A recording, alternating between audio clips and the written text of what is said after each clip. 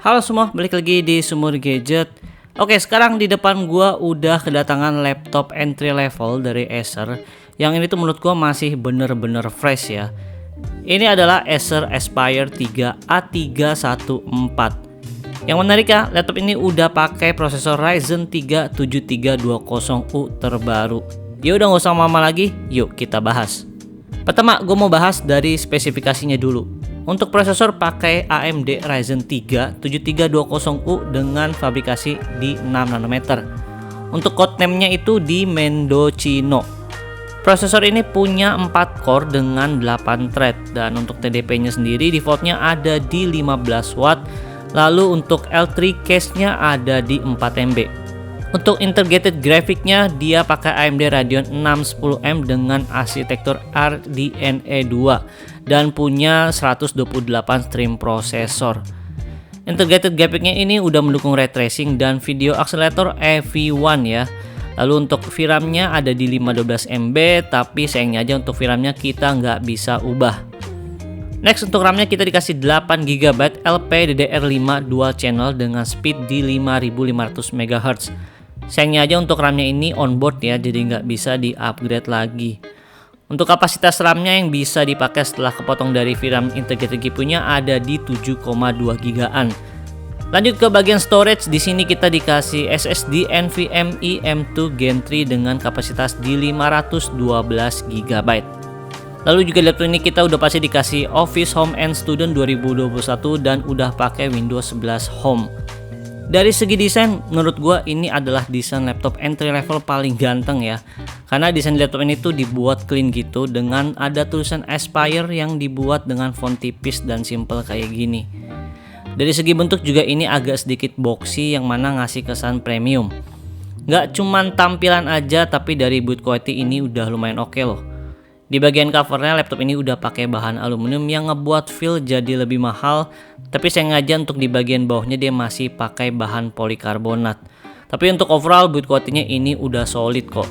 Lalu untuk pembuangan panasnya ada di bawah layar di bagian sini, dan kalau misalnya kita buka engselnya agak lebih lebar, nanti otomatis laptopnya agak sedikit naik untuk memberikan ruangan untuk pembuangan panas dari laptop ini. Untuk dimensinya laptop ini punya ukuran di 32,8 x 21,7 x 1,8 cm dengan beratnya di 1,4 kg.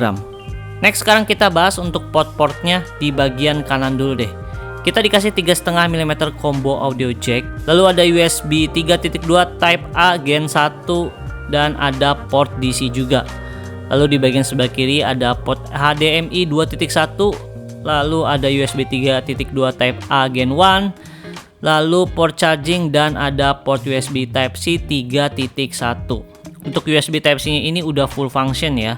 Dari segi konektivitas juga laptop ini udah mendukung Wi-Fi 5 dan Bluetooth 5. Lanjut kita bahas soal display.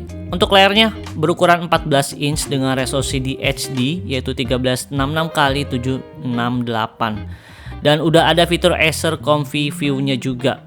Fitur ini tuh fungsinya untuk mengurangi blue light biar mata kita tuh nggak cepet pegel kalau di depan layar lama-lama. Dan untuk panelnya sendiri ini sayangnya aja masih pakai panel TN. Jadi jangan berharap untuk bisa dapetin akurasi warna yang bagus. Karena kalau dilihat dari speknya, akurasi warna dari layar ini hanya di 45% NTSC. Untuk webcam di bagian atas hanya bisa merekam dengan resolusi di 720p aja. Untuk kualitasnya dari videonya menurut gua ini terbilang cukup aja. Kalau misalkan kita hanya sekedar untuk meeting online, ini juga udah oke kok. Di webcamnya ini juga ada fitur Acer TNR untuk buat hasil videonya lebih bagus kalau misalkan kita dalam keadaan yang kurang cahaya gitu atau low light.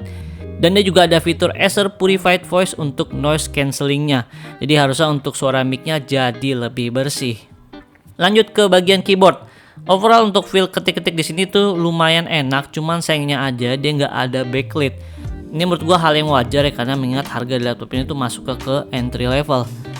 Lanjut di bagian audio, laptop ini udah pakai 2 stereo speaker ya, dan menurut gua untuk suara audionya cukup lantang dan lumayan enak. Cuman sayangnya aja agak kurang di bagian bassnya.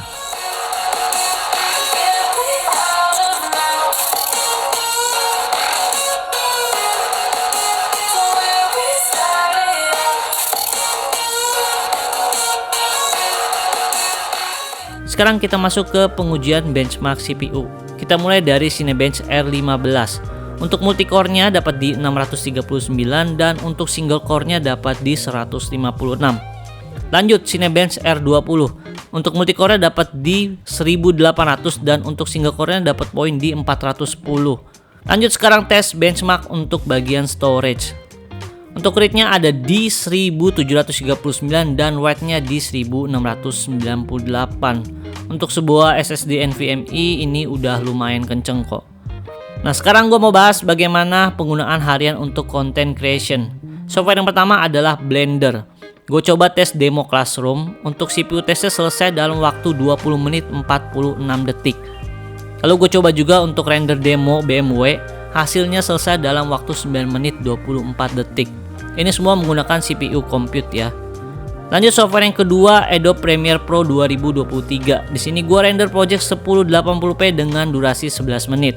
Hasil rendernya selesai dalam waktu 15 menit 7 detik. Ketika dipakai ngedit juga di resolusi 1080, ini playbacknya juga termasuk lancar kok. Nyaman lah pokoknya.